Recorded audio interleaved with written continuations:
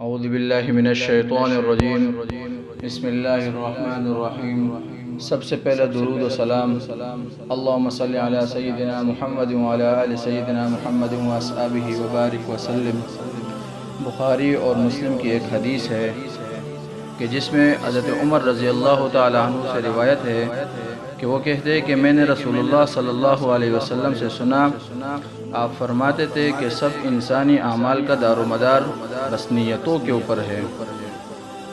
اور آدمی کو اس کی نیت ہی کے مطابق پھل ملتا ہے۔ تو جس شخص نے اللہ اور رسول کی طرف ہجرت کی اور خدا اور رسول کی رضا جوئی اور اطاعت کے سوا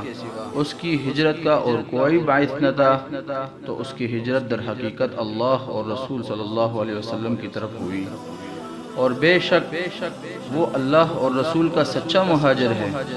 اور اس کی ہجرت اللہ اور رسول کا مقرر اجر ملے گا۔ اور جو کسی دنیاوی غرض کے لیے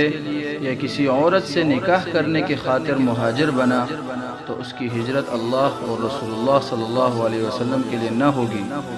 بلکہ فی الواقع جس دوسری غرض اور نیت سے اس نے ہجرت اختیار کی ہے